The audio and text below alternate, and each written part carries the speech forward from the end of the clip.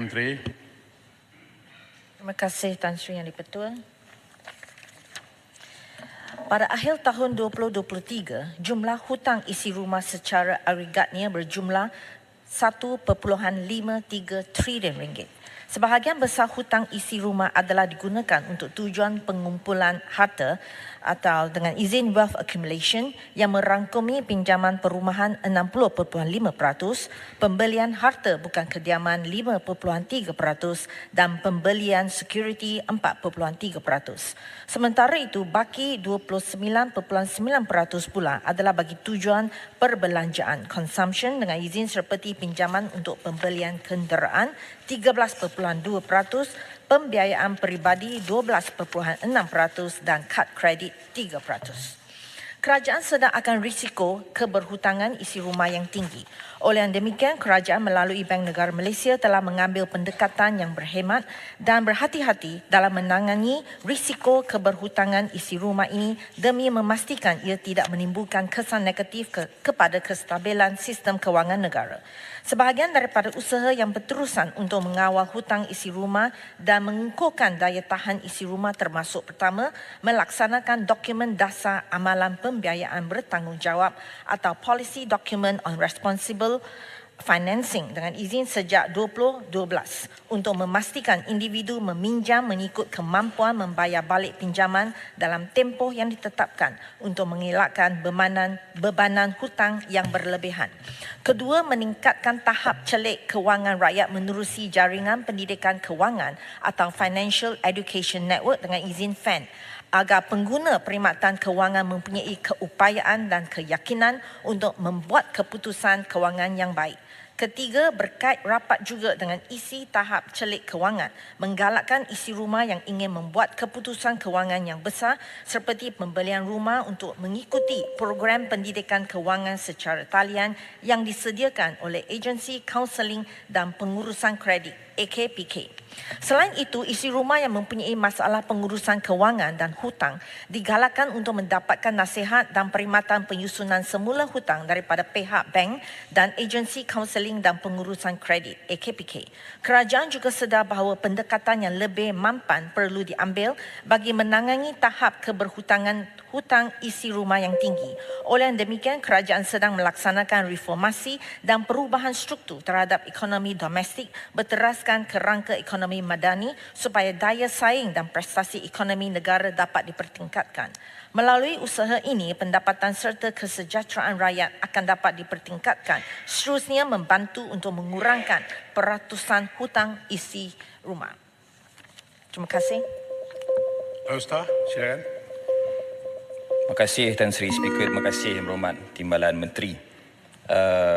Dalam parlimen ini tahun lepas kita didedahkan individu yang berusia 35 ke 44 tahun ni paling ramai muflis, maknanya dia berhutang.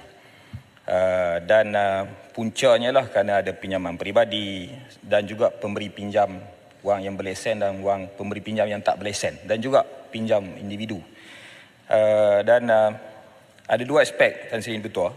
Orang yang berhutang dia perlu sebab dia terdesak dan ada juga kerana gaya hidup, dan yang memberi hutang pula dia nak keuntungan. Soalannya, apa usaha serius kerajaan untuk atasi kedua-dua pihak ni?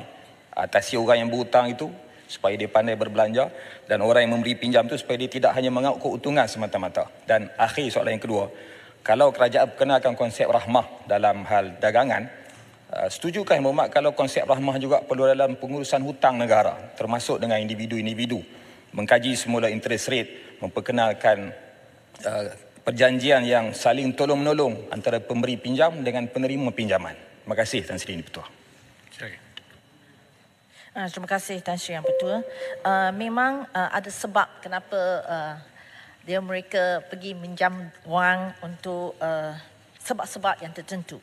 Tetapi kita yang utama adalah kita utamakan pendidikan kewangan.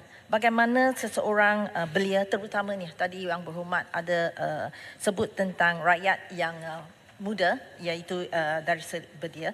Jadi kerajaan sentiasa komited untuk meningkatkan tahap literasi kewangan dalam kalangan rakyat Malaysia, terutamanya golongan belia, memandangkan ianya merupakan kemahiran hidup yang penting bagi membina ketahanan kewangan bagi menjamin kesejahteraan hidup mereka. Jadi ada beberapa program jaringan pendidikan kewangan atau lebih dikenali sebagai FAN yang saya sebutkan tadi merupakan satu platform yang baik untuk meningkatkan kesedaran rakyat terhadap kepentingan pengetahuan dan amalan kewangan untuk meneruskan dan dalam pengurusan kewangan bagaimana mereka boleh menguruskan wang yang berhemat.